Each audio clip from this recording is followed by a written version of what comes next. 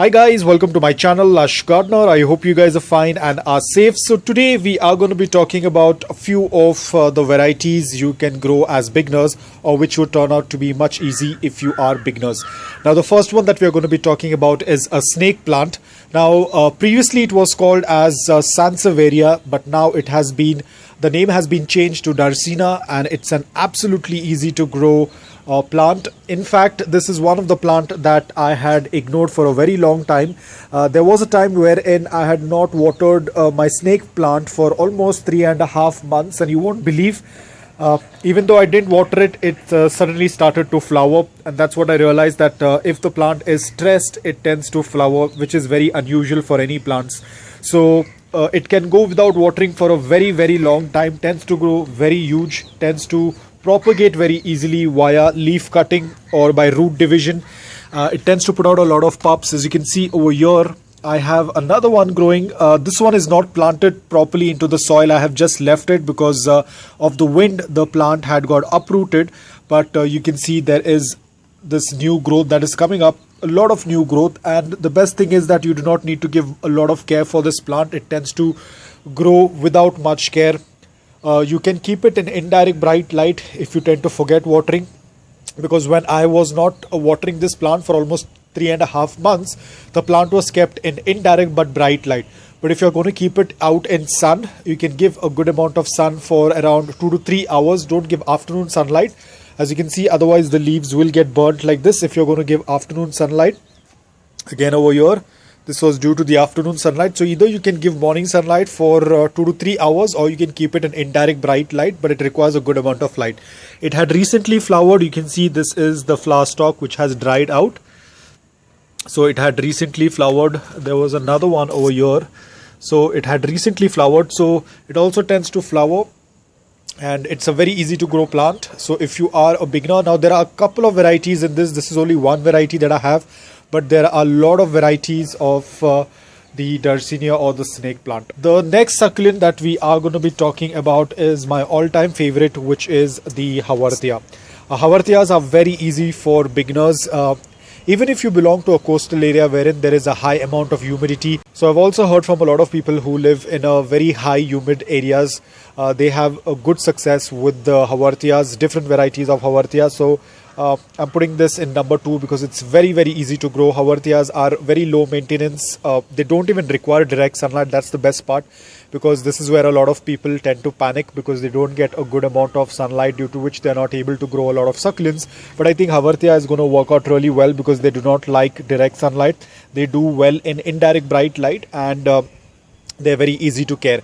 They are slightly slow growing succulents, but then it's absolutely fine because they have this beautiful leaves. The only drawback is that they tend to grow very slow. They're very slow growing succulents, but then they're absolutely beautiful. They look very beautiful when they're compact, and they have these beautiful pattern on the leaves, and they tend to look really beautiful. You can keep them at your windowsill as well, wherein it gets a good amount of indirect bright light, but do not keep it in direct sunlight, not even morning direct sunlight. The leaves will start to turn brown. So this is another plant. And then another one is the agaves. If you are a beginner, they can be slightly expensive, but they also tend to work out really well. Again, the same thing like other succulents, they do not like to be watered too much. They are drought tolerant, so they will do quite well. If you do not have a lot of experience with succulents, you can go for these.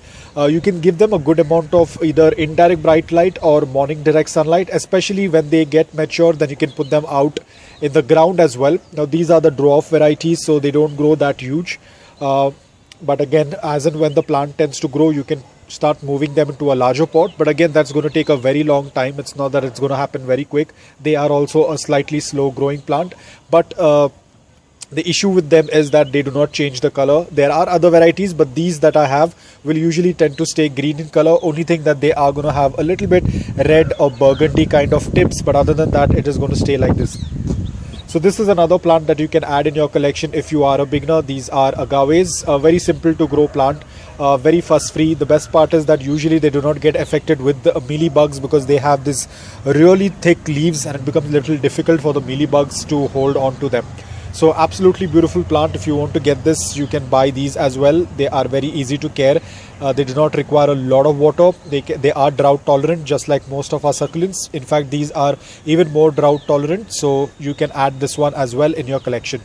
Now, the next ones that I feel are very easy for beginners are Graptoverias. Now, not only Graptoverias, but Graptopetalums, Graptosedum.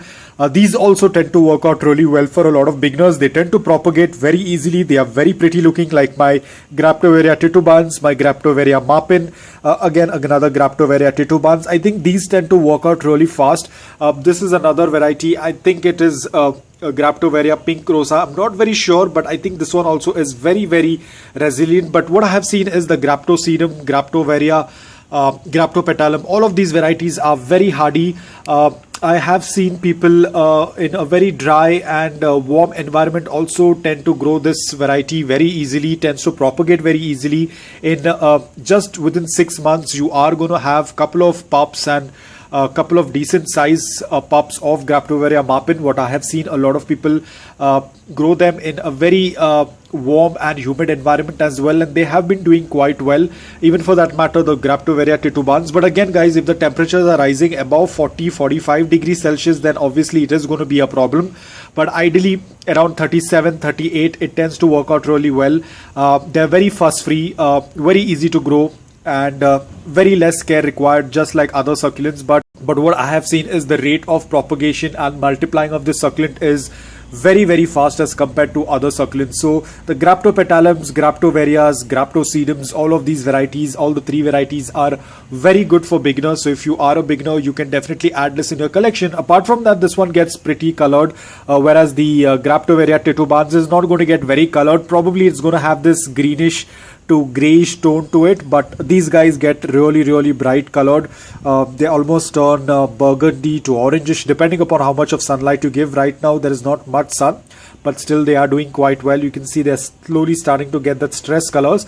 So these tend to also work out really well as compared to our Echeverias. Echeverias can be little difficult, but these tend to work out really well. So guys, I hope that this video was helpful to you. If it was, please hit the like button. If you're new to my channel, please consider subscribing to it. Until then, take care, stay safe, and keep propagating.